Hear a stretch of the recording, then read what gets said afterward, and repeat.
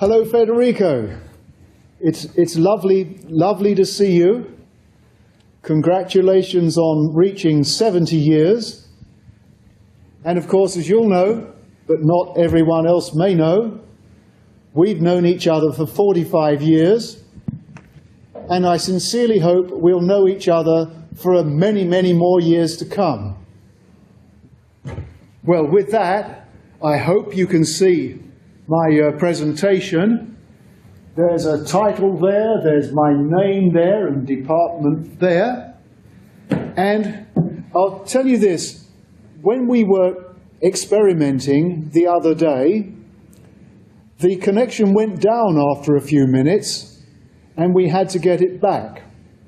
So I'm taking the precaution of starting this talk by telling you what the results are going to be.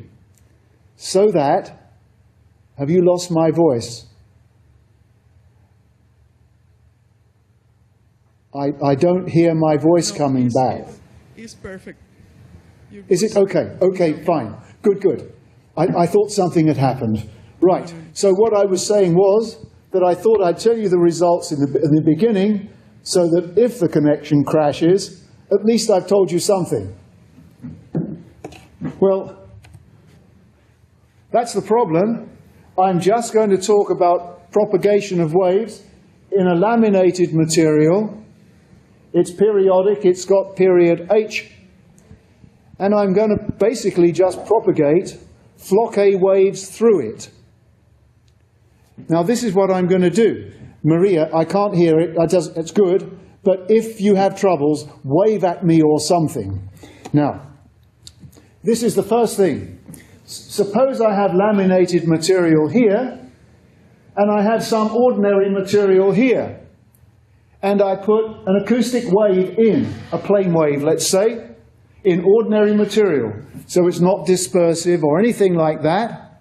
So what it's going to do is hit the boundary and reflect in the usual way and transmit something in the usual way. Now, what I'm really depicting here is the Floquet or Floquet block wave. And what I've actually shown, only symbolically, is an arrow showing the direction of the group velocity, traveling away from the interface, which of course it always has to do.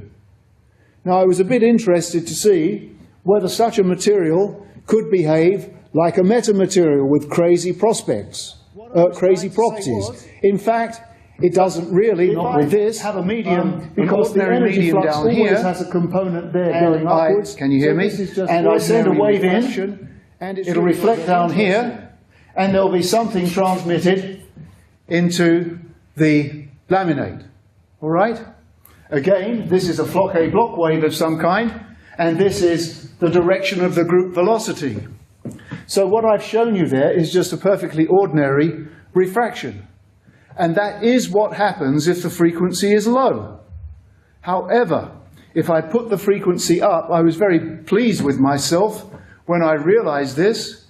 You could get into a range where the group velocity of the refracted wave would have a component that way, but the horizontal component would be that way, so that this is the incident wave. It would refract in that abnormal way, which is the kind of thing you get with a metamaterial. So I was very pleased with that. However, subsequently something dawned on me when I was going to do a proper calculation with reflected waves, evanescent waves, and so on. I noticed that actually there's another transmitted wave. There are two transmitted waves, and when I've got this one, inevitably I also have this one, and this one refracts perfectly normally.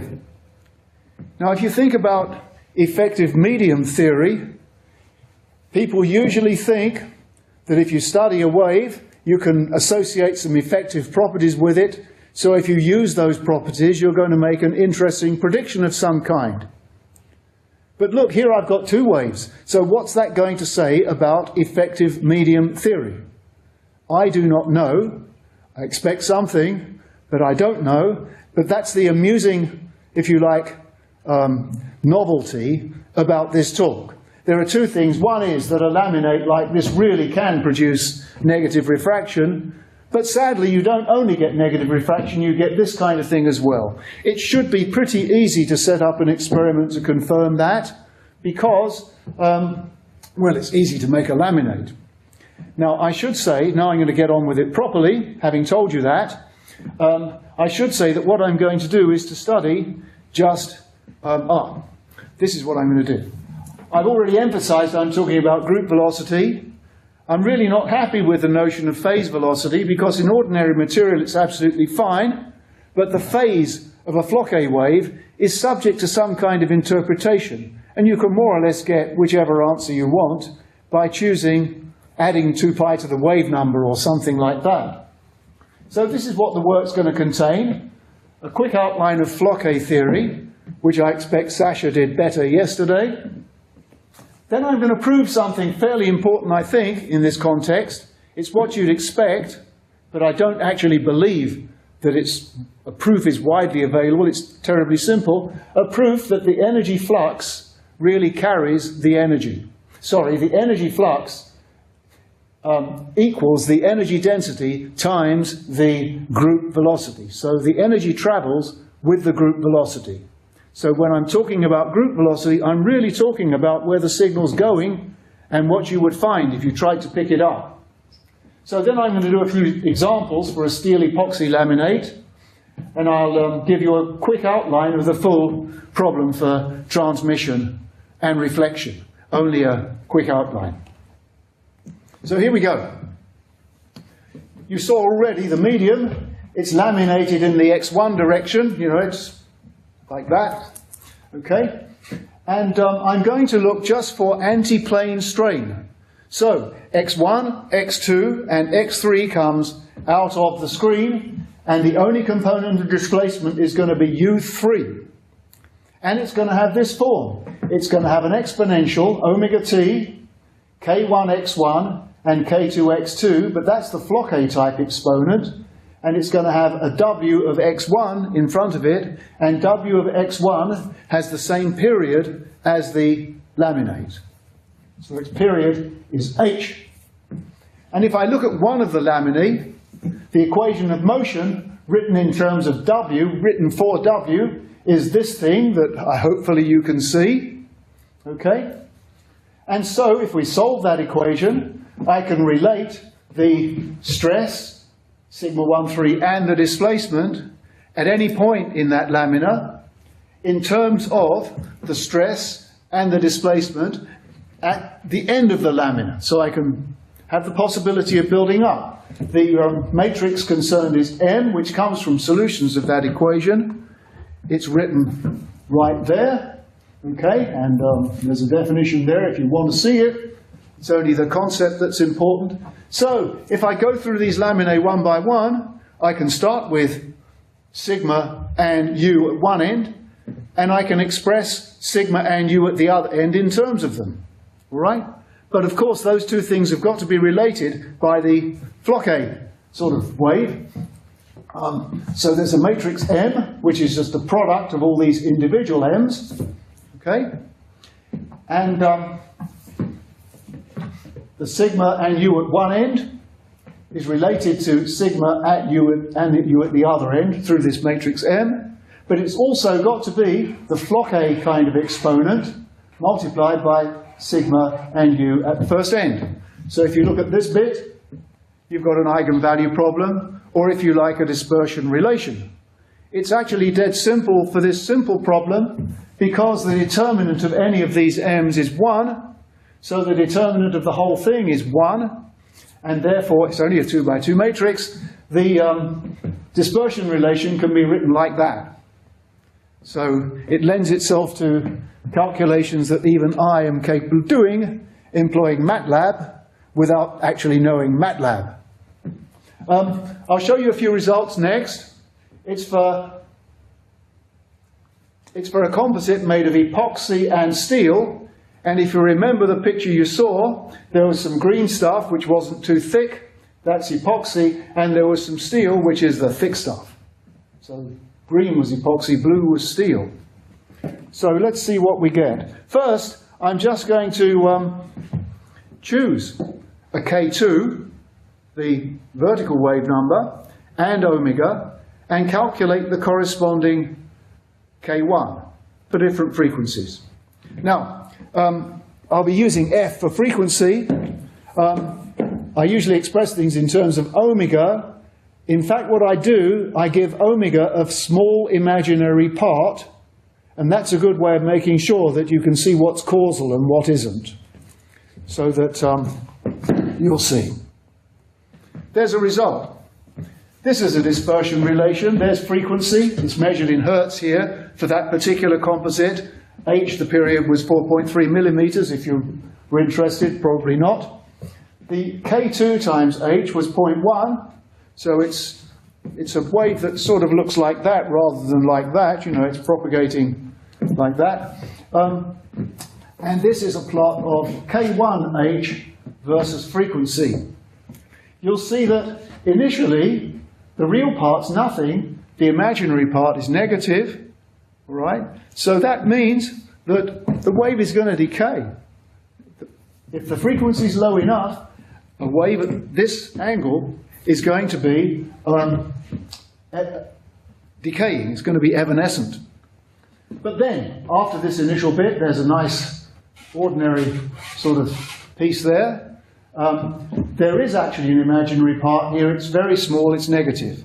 So negative imaginary part's good because the wave would be decaying slightly rather than blowing up, which is what you want for causality. Also, if you look at this bit, the slope of this curve is positive, so the group velocity is in the direction you would hope it to be, which is going away from the interface. But if you put the frequency up, of course you need a stop band. So the disturbance, the decay has gone negative. That's a stop band. If you put the frequency up some more, you have to decide where you want to look for K1H. And if I make it lie between 0 and pi, you get this sort of branch. And you can't see it in the picture, of course, but actually this has a very small positive real part. So this wave would just be growing a bit. Well, the group velocity you can see is negative, so if the group velocity is going that way, you know there's an inconsistency somewhere, so it's quite good that it's turned out like that. When you reach the end of that pass band, again you get back to a stop band, and you can see that this stop band has got a positive real part on it, which would mean that it would grow. It's the wrong wave. If we want to get around that situation, we can. Instead, let me just take KH to be monotone increasing. That doesn't change the first part of the picture, but it's choosing a different route. You see, the different route, the opposite route. And then I get this one. Okay? So now you see I've got a wave that is either propagating with a very small imaginary part, so a very small real part. I said that right, a very small imaginary part, negative, that's correct. Or you're in a stop band, or then you're in another pass band, and this time everything's okay because the group velocity is always positive. So if I kick my half space from the side, I'm always going to get one wave. I know what K2 is going to be. I'm always going to get one wave, and it's always going to have a positive component of group velocity in the x1 direction, travel away from the interface, which was the first of my pictures. Now I'm going to show you a different kind of picture. I'm only going to look at real values of KH now, K1H and K2H. And it's possible again from that dispersion relation to make some plots. And I hope you can see the numbers. There are frequencies marked here. This one says 35. This says 70. Can you see them? They're increasing as you go out. This one says 245. And, well, those things actually sort of correspond to this first passband that you saw, and that's about all you see, except if I push the frequency up enough, I get something else coming in, and actually then there's something else up the top there. Now I'm going to illustrate that a bit more carefully in this slide, because I'm going to take some frequencies around this 280 to see where this came from. There's a 265, okay, you see it's come from there sort of. There's 270, there's 275, There's 280. Whoops, 280. There's another bit. There's 285. There's the other bit. So this time you're seeing two propagating waves. If you look at this one, the omega by dk, which is the group velocity, is going to be that sort of direction, northwest.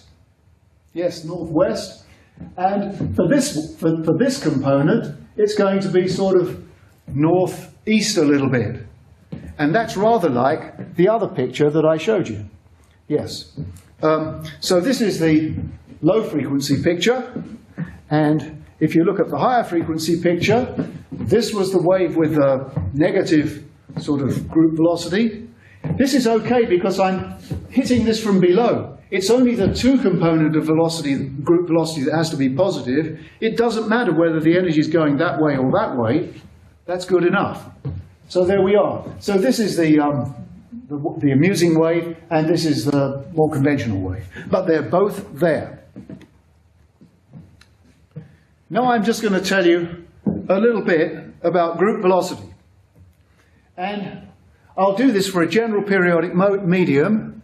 So the period I'm calling omega right there. Okay? So it's got to be an oblong or a square or something, or a cube, or a cuboid. So the Floquet form, the block form of wave, there's the exponential as usual, e to the I omega t minus capital K dotted with x. And there's going to be a ui hat there, where ui hat has the period omega, right? And if you write down the differential equation governing this wave, it's just the elastodynamic equation, you can write it down in the form of a variational statement, and this is the variational statement right here. This is gradient of u, complex conjugate, times elastic constants times gradient of u, and this, of course, is omega squared gives me velocity, so it's velocity complex conjugate times velocity, the usual stuff. And this is assuming, of course, that omega and this wave number, Floquet wave number k, are real. There's something else. You've got to satisfy the Floquet type condition, and so it's an eigenvalue problem, if you like.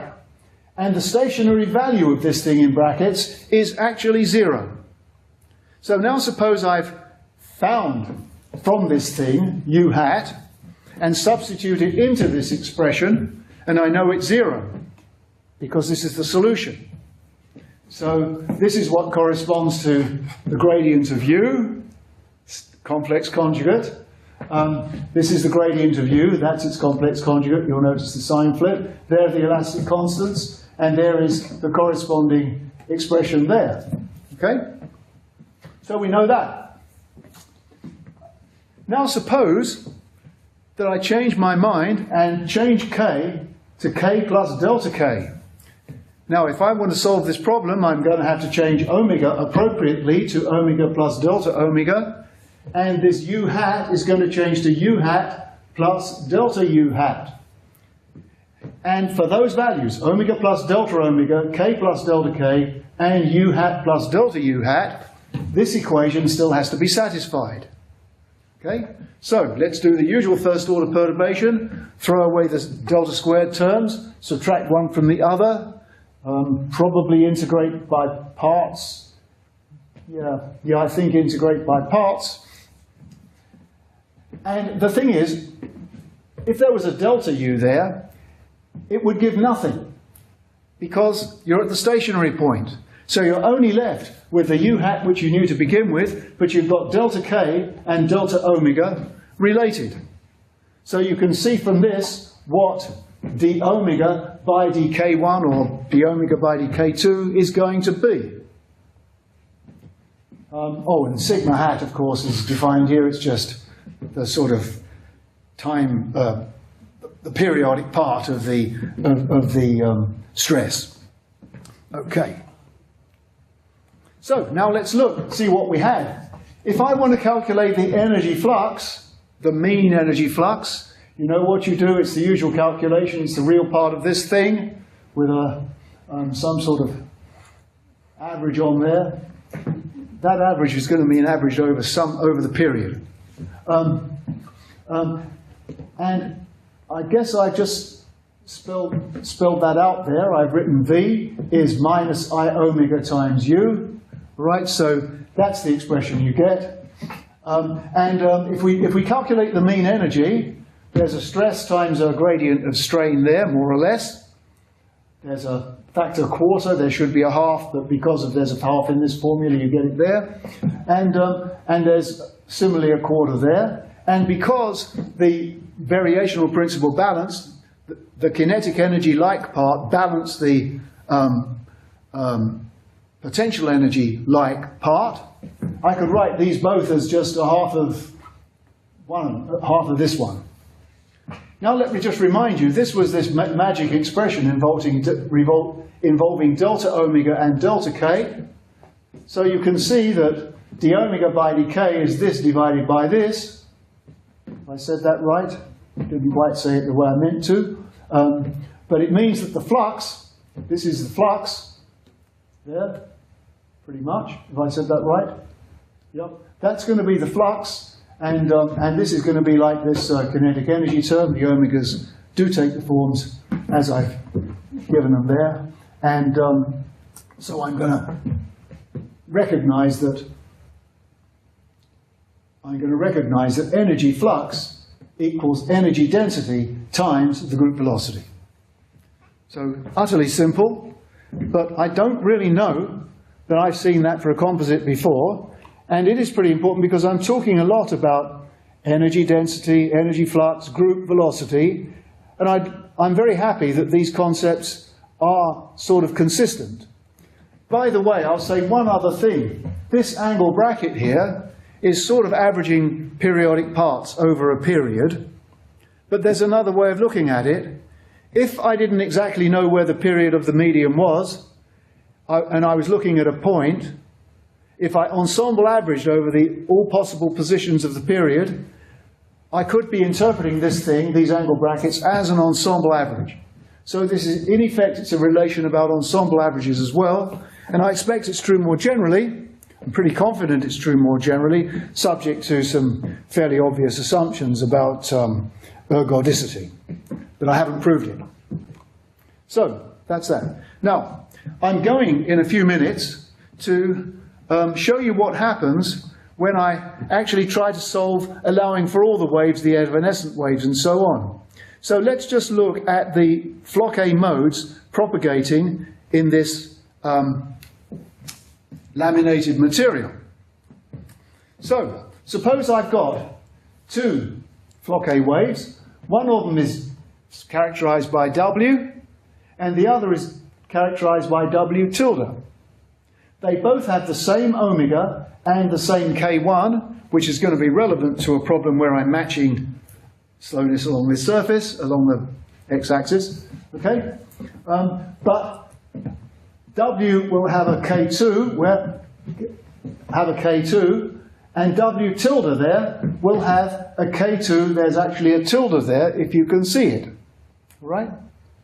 So the question is, what do they look like?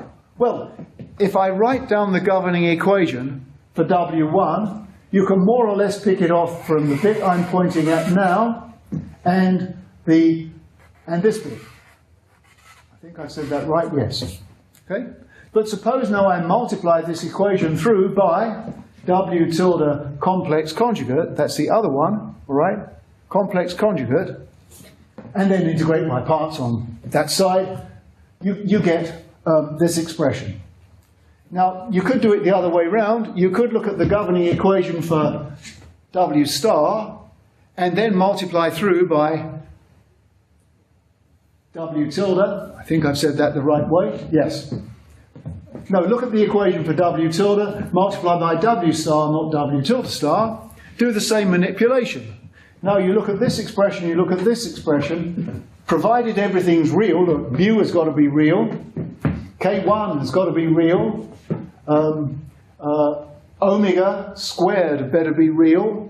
And is that all? And K2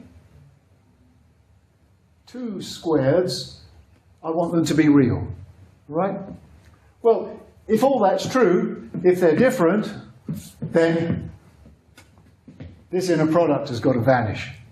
This is a bit unusual because these are mode shapes and they're orthogonal, not with respect to the density, which is often the case, they're orthogonal with respect to the distribution of the shear modulus.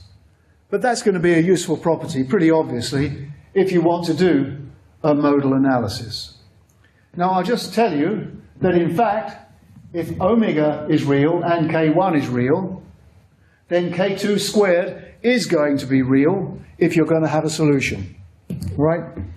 It could be positive or it could be negative, but it's not going to be just complex.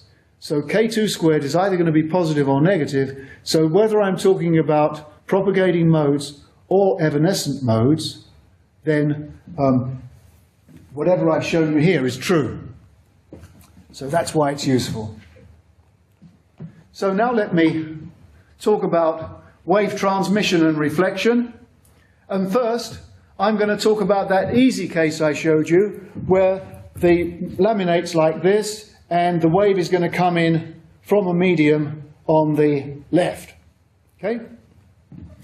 Well, that's only going to generate one wave because the wave number in this direction, which is the interface, has got to be the same for the incident and reflected and the transmitted.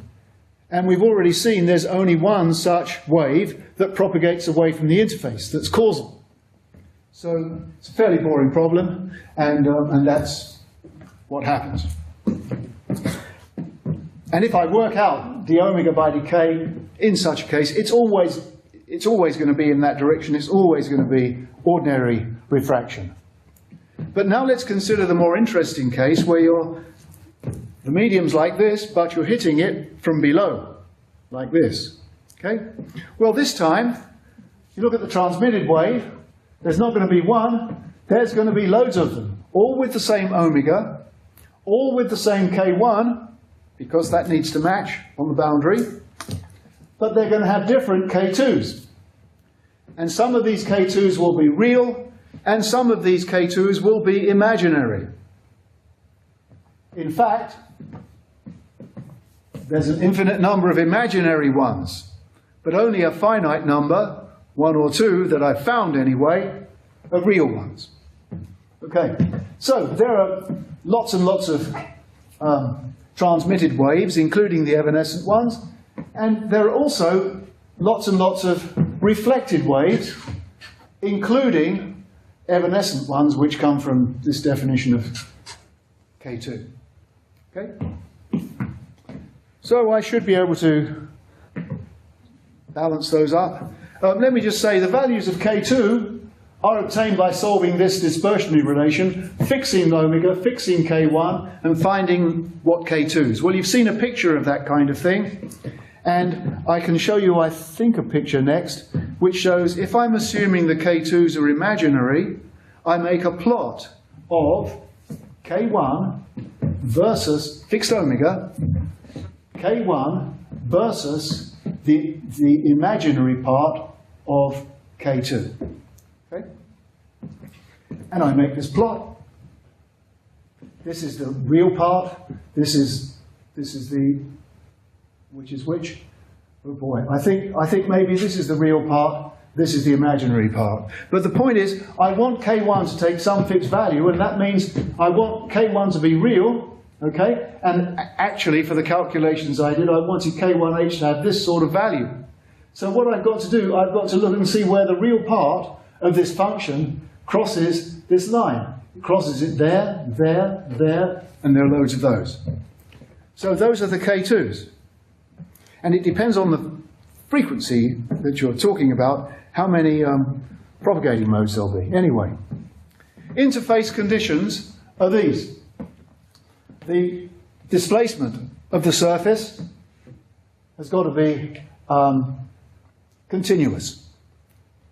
And the traction component, and in this case it's sigma 2,3, with a hat on it, has got to be continuous. So, on one side of the medium it's T1W1 plus T2W2 and so on. on the right side.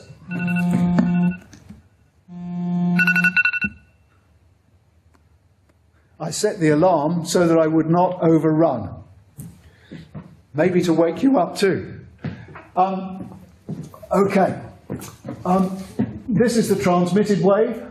This is the incident wave plus the reflected wave, and there are lots of reflected waves. Similarly, for the stress, you multiply by the elastic constant, and there's a transmission coefficient, and you differentiate with respect to x2, so you're going to get an extra factor k2 coming in, the relevant factor. So those are two equations. Well, two sets of equations, if you like. Now, I did just the simplest possible calculation. Obviously, if I use that normal mode property, the orthogonality that I showed you, I'm going to be able to make this system look much simpler. I'm not going to show you that because I didn't plan to, because, well, as you saw, the time has almost gone. But what I did the simplest possible case. I got two transmitted waves. I'm going to take just the propagating ones. So to match that, I've got to have two reflected waves. There's going to be one ordinary reflected wave, the specular reflection, and at this frequency there's going to be a lot of evanescent waves. I chose the first one of those. And I just matched up with that, ignoring everything else. And I got an answer. And now, there's one other thing. What goes in must come out. It's only the propagating modes that put energy in or reflect it away or transmit it through. So there's another little calculation that should work for consistency, that the energy in equals the energy out, as it were. And it's this statement here. And if I chop everything off except what you can see on the board there, chop off all those dots, this side is about 10% different from that side, which of course isn't wonderful, but it was a dead simple calculation, and it's okay to make the point, but obviously more systematic calculations would be needed. Oh, that's just the propagating mode shapes. That's not very interesting. So just to finish up, I remind you of the story I've told. It's pretty boring when the wave comes in from this side, but if the wave comes in from underneath, you see this rather amusing phenomenon that you get one wave coming in, and at the frequency that you can get, one wave coming in, and two waves coming out, even though it's all mode 3. And if it works for mode 3, it will also work exactly the same for some problems in electromagnetics, of course. Well, that's as much as I wanted to tell you, and I think it's just about used up the time as well. So, finished. Thank you.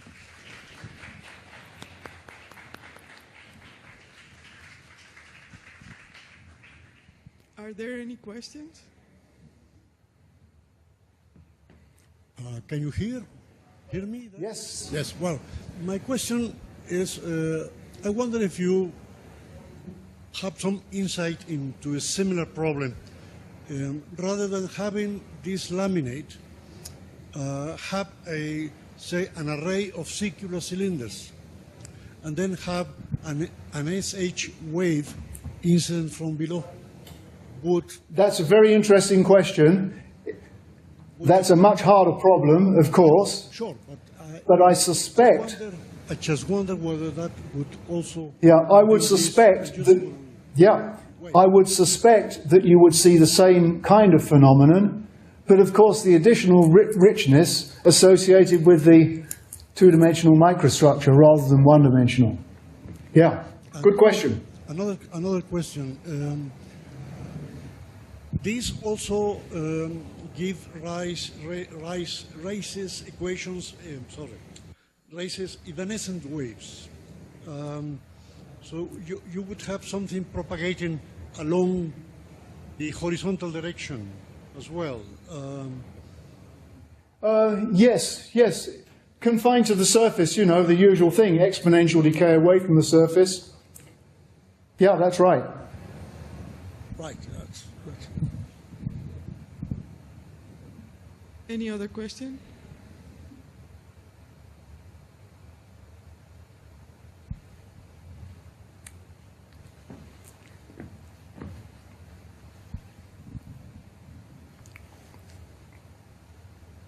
It depends on the properties of the laminate. If you don't have steel and epoxy, if you have something else, how does the weird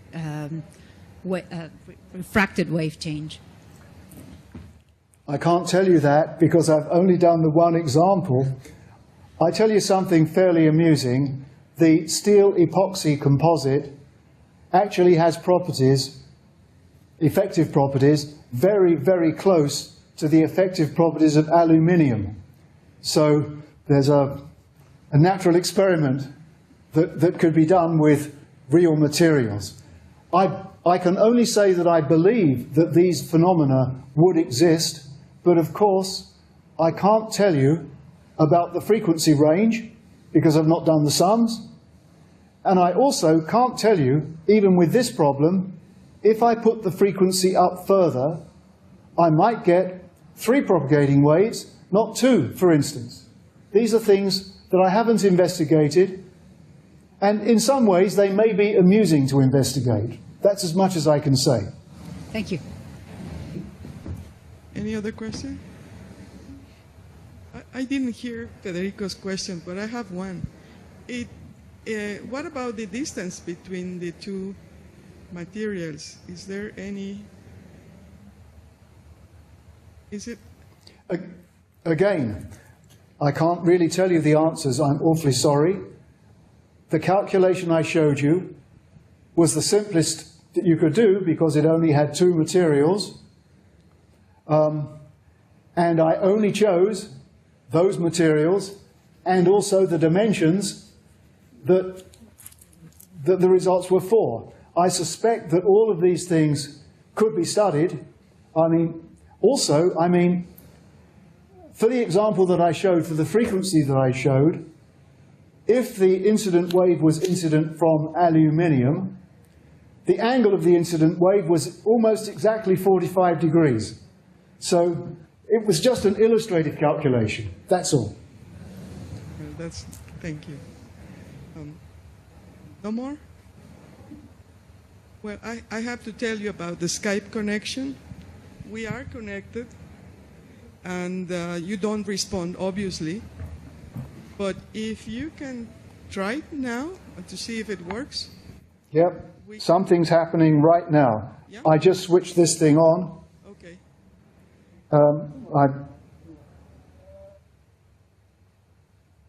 I don't quite know what... It says starting video here. Uh-huh. So maybe something is happening. Yeah, it's calling.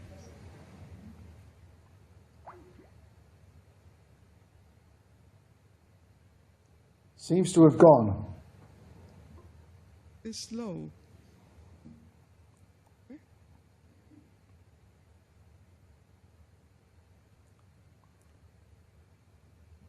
Well, the main thing is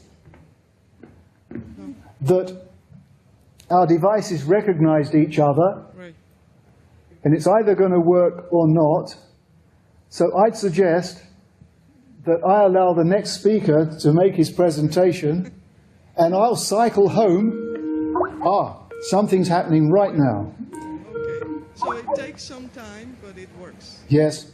Okay. Yes. So at 11:10, we will try to connect. And Yes. see. I'm sorry. Yeah. Yeah, and try to arrange.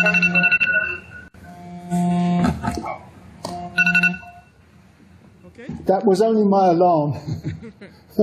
Yeah. So we will try to connect prior. Excellent. Okay, good. Good. So hopefully see you later. Can we leave the connection, Ramiro? We can leave it on if you want to. You're gonna go home. I'd rather switch it off because the battery might die otherwise. Right. I'll go home and then I'll switch back on. Exactly. Thank you Okay. very much. Well, we thank again Bye.